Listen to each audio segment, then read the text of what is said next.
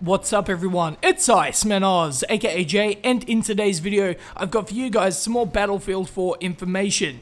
So recently on Battlelog, DICE released some new photos on the Naval Strike DLC. So a bunch of different pictures came out, and most interestingly, there was this picture of a couple of the soldiers on the Hovercraft. So we got our first glimpse of the Hovercraft, but more interestingly is that there's going to be a new weapon in the game, completely new to the Battlefield franchise, because what we were wondering before we got any kind of announcements was what weapons were we going to get? Were they going to be new weapons to the Battlefield franchise, or were they going to be weapons brought back from previous titles? So just if you don't know, there are going to be 5 brand new weapons in this DLC. So judging by these photos, and more specifically the 2 soldiers there with the Hovercraft and that assault rifle, I am thinking that that is a new weapon, and there is a lot of speculation regarding it.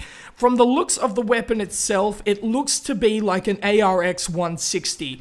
It could be that. Now, that's a possibility. The other possibility is that it could be an MSBS assault rifle, which is a burst fire assault rifle, kind of like, I don't know, like a KH-2002. If you play Battlefield 3, you will know what I'm talking about. The other possibility, which is my theory, is that it's the L85A1, which is the predecessor to the L85A2, which is obviously a weapon in Battlefield 4. So let's have a look at the maps. So starting off, one of the maps there kind of looks a lot like Parasol Storm, although that is to be expected considering that Parasol Storm obviously has a lot of water, and a lot of these maps are naval-based maps, so there's going to be water everywhere, and you're going to see that comparison drawn just based off that. And for those of you who don't know what the map names are, they have actually been revealed quite a few weeks ago actually, so we'll go over them real quick. The map names are Operation Mortar, Wavebreaker, Lost Islands, and Naval Strike.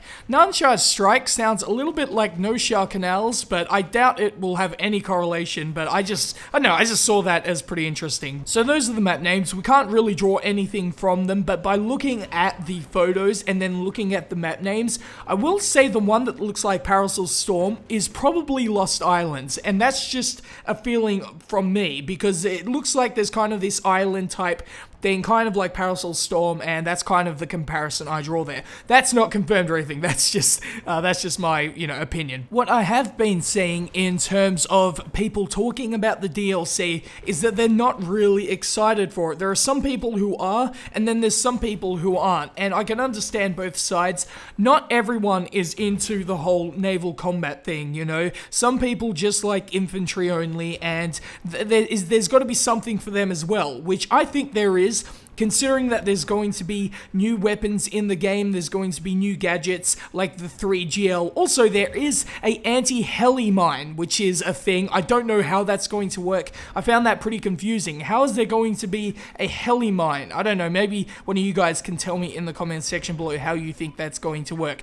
But yeah, there's going to be a 3GL which shoots like 3 rounds of like grenades. Hopefully it won't be overpowered. I assume that it won't, but who knows at this point. But as I was saying, the whole hype around it, I think it would be a lot more higher if the core game itself worked to its fullest potential, and I think that's the main problem.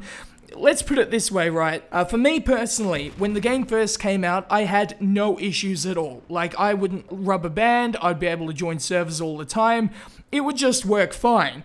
And literally today, I had a thing, I was streaming on Twitch TV, where I did a stream called Road to Joining a Server. I literally spent half an hour trying to join a server, and it's not just me. I do a series called the Battlefield 4 All-Star Squad, where me and a bunch of friends of mine team up, and most of the time we can't get in a server together, whether it be we can't join, or, a madman kicks us, or, we get disconnected, rubber banding. There's just so many issues there, and I think the whole hype surrounding this DLC would be a lot higher if the core game itself work to its fullest potential. But that's my honest opinion. The best thing they can do is to put all the pretty stuff in the game after they've actually got it going to its fullest potential. Follow me on Twitch TV. Speaking of that, I do stream every single day. I'm doing Battlefield 4, I'm doing a Fallout New Vegas Let's Play, I plan to do Pokemon, a bunch of different games that I enjoy, so I encourage you guys to go check that out. And not to mention, I will be doing the Naval Strike DLC on there as well.